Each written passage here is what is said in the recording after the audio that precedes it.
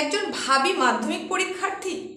যদি হয়ে থাকো তাহলে আজকের এই ছোট্ট উপস্থাপনাটা কিন্তু তোমার জন্য ভীষণ ভীষণ ভীষণ গুরুত্বপূর্ণ। তোমার যে যে দিকগুলোয় বিশেষ করে এখন নজর দেওয়া উচিত, যে জায়গাগুলো স্ট্রং করা উচিত, সেগুলোর একটা অংশ নিয়ে আজকের এই উপস্থাপনা। তোমাদের মাধ্যমিকের বাংলা বিষয়ের একটা গুরুত্বপূর্ণ পোর্শন, যেটাকে বলা হয়ে থাকে বঙ্গানুবাদ। সেই বঙ্গানুবাদ জিনিসটাকে কিন্তু তোমরা অনেকেই হেলাফেলা করো, যেখানে গুরুত্বপূর্ণ 4 মার্কস থাকে। খুব সামান্য একটু কাজ করে কিন্তু তুমি 4টা নম্বর পেয়ে যেতে পারো। 4 থেকে 5টা লাইন থাকে ইংরেজিতে, সেটার অনুবাদ করতে হয়, তাহলে কিন্তু এই 4 নম্বর খুব সহজেই পাওয়া যায়।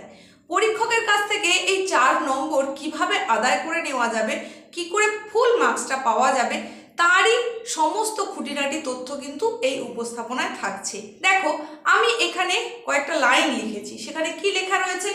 এডুকেশন হ্যাজ নো এন্ড, শিক্ষার কোনো শেষ নেই।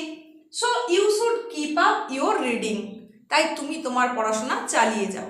এই যে কথাগুলো বললাম, এখানেও কিন্তু আমি এর বাংলা অর্থটাই করলাম। আর আজকের উপস্থাপনায় তোমাদের জন্য যে বিষয়টা নিয়ে চলে এসেছি, সেটা তো তুমি দেখতেই পাচ্ছ, মাধ্যমিকের জন্য গুরুত্বপূর্ণ বঙ্গানুবাদের সাজেশন বলবো। বঙ্গানুবাদ মূলত 2 ধরনের হয়ে থাকে। একটা হচ্ছে আভিধানিক অর্থ, আর একটা হচ্ছে ভাবগত অর্থ। আভিধানিক অর্থ মানে কি? আভিধানিক অর্থ হচ্ছে আক্ষরিক অর্থ, যে বাক্যগুলো দেওয়া রয়েছে তার আক্ষরিক অর্থ, এটা হচ্ছে আভিধানিক।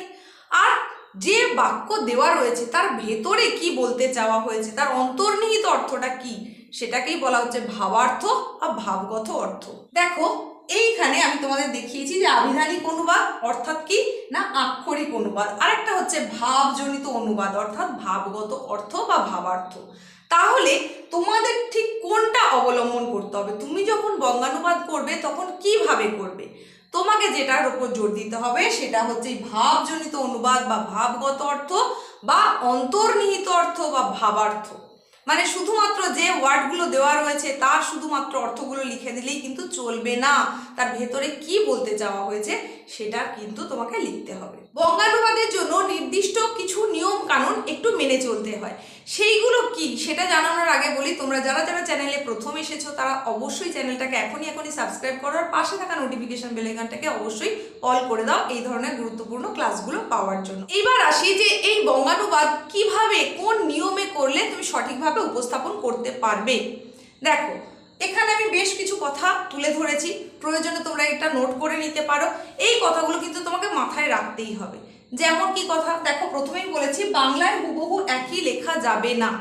ধরো, যে বাক্যটা দেওয়া রয়েছে সেই অনুযায়ী তার একদম আক্ষরিক যদি তুমি অর্থ করো, হয়তো অর্থটা এরকম দাঁড়াচ্ছে, আমি যাই বাড়ি।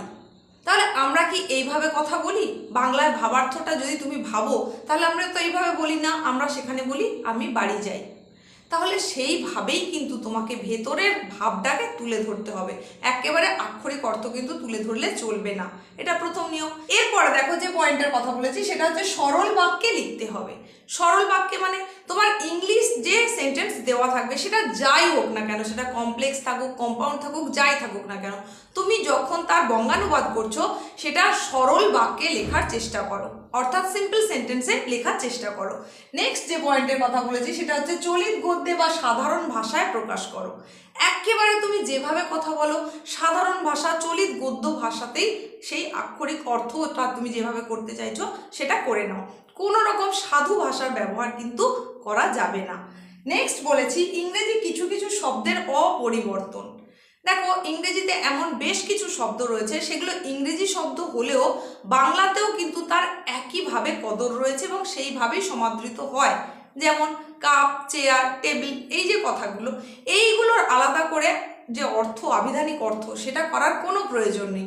সেটাকে তুমি কাপ, চেয়ার, টেবিল, বাস এইভাবেই রেখে দাও, কারণ সেগুলো বাংলাতেও ওইভাবেই আসতে শুরু করে দিয়েছে, তো সেইভাবেই তুমি রেখে দাও, সেটাকে আলাদা করে অর্থ করার প্রয়োজন নেই। নেক্সট বলেছি যে বাক্যের ভাব বজায় রাখতে হবে। বাক্যের ভাব মানে বাক্য তো অনেক রকমের হয়, সেটা হতে পারে প্রশ্নবোধক বাক্য, হতে পারে বিস্ময়সূচক বাক্য, হতে পারে বিভিন্ন রকমের হয়। তো তুমি যখন সেই এক্সক্লামেটরি বা ইম্পারেটিভ বা ইন্টারোগেটিভ সেন্টেন্সগুলোর বঙ্গানুবাদ করছো, অনুবাদ করার সময় তো তার ভাবটা যেন ওই অনুবাদের মধ্যে ধরা পড়ে। সেটা যে তুমি ইন্টারোগেটিভ থেকে বঙ্গানুবাদ করছো, সেখানে যেন প্রশ্নটা বোঝা যায়, প্রশ্নবোধক হিসেবে যেন ধরা দেয়, এইভাবেই কিন্তু তোমাকে ভাবটা নিয়ে আসতে হবে। ব্যাস, নিয়ম বলতে খুব বেশি কিছু নিয়ম কিন্তু নেই, এইগুলো তুমি যদি মাথায় রাখো তাহলেই কিন্তু হয়ে যাবে। দেখো, তোমাকে যেটা করতে দেওয়া হবে সেখানে 4 বা 5টা লাইনের বেশি কিন্তু থাকবে না। তাহলে এই 4 বা 5টা লাইনকে তুমি আগে ভালো করে বেশ কয়েকবার পড়ে নাও, তুমি কিছু না বুঝেই পড়ে নাও। বেশ কয়েকবার যখন তুমি পড়বে তখন সেখানে বেশ কিছু ওয়ার্ড পেয়ে যাবে যেগুলোর কিনা অর্থটা তুমি ধরতে পারবে। আনকমন, অজানা শব্দ হয়তো 2-3টে পাবে, একটু কঠিন ধরনের, সেগুলোর মানে হয়তো তুমি জানবে না, কিন্তু বেশিরভাগ শব্দ যেগুলোর অর্থ তোমার জানা রয়েছে সেগুলো যখন বারবার পড়বে তখন দেখবে যে অজানা হলেও ওই বঙ্গানুবাদে ঠিক কী বলতে চাওয়া হয়েছে সেটা কিন্তু তুমি বুঝতে পারবে।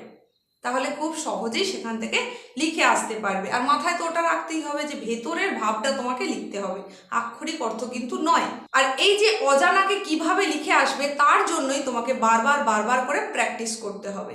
তুমি যদি বারবার করে এখন থেকে প্র্যাকটিস করতে থাকো, পুরনো বিভিন্ন টেস্ট পেপার কালেক্ট করে নিয়ে সেখান থেকে যদি বঙ্গানুবাদগুলো প্র্যাকটিস করো, বা বিভিন্ন জায়গার সহায়িকা বই থেকে আরও যদি কালেক্ট করো, ব্যাকরণ বই থেকে করো, তাহলে দেখবে খুব সহজেই কিন্তু তুমি বঙ্গানুবাদের সম্পূর্ণ নম্বরটা পাচ্ছ। আর বিগত বছরগুলোতে দেখা গেছে যে পশ্চিমবঙ্গ মধ্যশিক্ষা পর্ষদের তরফ থেকে যে টেস্ট পেপারটা প্রকাশিত হয়, যেটা ফ্রি অফ কস্টে তোমাদের দেওয়া হবে, সেইখান থেকে কিন্তু বেশিরভাগ সময়তেই এসেছে এই বঙ্গানুবাদের পোর্শনটা। তাহলে তোমরা যদি টেস্ট পেপারের বঙ্গানুবাদগুলোকে একটু ভালো করে নাও তাহলে সেখান থেকে কিন্তু কমন আসার সম্ভাবনা একটা থেকে যাচ্ছে। আর সাজেশন বলে যেটা আমি তোমাদেরকে এখানে বলেছি যে বঙ্গানুবাদ সাজেশন, আবারও বলি, বঙ্গানুবাদের কিন্তু আসলে সেই অর্থে কিন্তু কোনো সাজেশন করা উচিত নয়। তো তোমার বারবার বারবার করে প্র্যাকটিসের ফলাফল হিসেবে কিন্তু তুমি কমন পেলেও পেতে পারো। তো সেক্ষেত্রে তোমাদেরকে বললাম যে টেস্ট পেপারটা ভালো করে করতে হবে। এখানে কয়েকটা জিনিস একটু বলে রাখি যেগুলোর ওপর তোমরা জোর দেবে, সেটা হচ্ছে স্টুডেন্ট লাইফ, এর ওপরে কিন্তু একটা বঙ্গানুবাদ থাকে, এটা অনেক সময় এসে থাকে, অনেক স্কুলের টেস্টেও এটা দেয়, তো এটা তোমরা একটু দেখে রাখবে। মানে এইরকমই থাকে, student life is the stage of preparation for future, এইটার ওপরে যেটা বঙ্গানুবাদ রয়েছে বিভিন্ন টেস্ট পেপারে বিভিন্ন জায়গায়, সেইটা তোমরা কিন্তু একটু দেখে রাখবে। এরপর একটা কথা বলবো, সেটা হচ্ছে home is the first school, এই ভাবে একটা শুরু হয় বঙ্গানুবাদ, সেটার উপরেও কিন্তু তোমরা জোর দিও। এরপরে যেটার কথা বলবো সেটা হচ্ছে এ রিয়েল ফ্রেন্ড ইজ হু বলে এইভাবে শুরু হয়, এই বঙ্গানুবাদটার উপরেও কিন্তু জোর দিতে হবে। তারপরে আরো একটা কথা বলবো ভীষণ ইম্পর্টেন্ট, সেটা হচ্ছে man is the maker of Fortune, এটাও একটু ভালো করে দেখে রাখতে হবে। তারপরে আরেকটা কথা বলবো ভীষণ গুরুত্বপূর্ণ, আওয়ার লাইফ ইজ শর্ট, এই যে বঙ্গানুবাদটা রয়েছে এটাও কিন্তু ভালো করে দেখে রাখবে। তো এই যে কয়েকটা বঙ্গানুবাদের কথা বললাম, এগুলোর উপরে তোমাকে একটু বেশি করে জোর দিতে হবে। তারপরেও যেগুলোর কথা বললাম যে টেস্ট পেপারে বা তোমাদের ব্যাকরণ বইতে যে সমস্ত বঙ্গানুবাদ রয়েছে সবগুলোই কিন্তু একটু করে দেখে রাখবে, তাহলেই দেখবে খুব সহজে যাই আসুক না কেন, সেটা কমন আনকমন যাই আসুক, তুমি সেখান থেকে সম্পূর্ণটা লিখে আসতে পারবে এবং পুরো নম্বরটাই কিন্তু পেতে পারবে।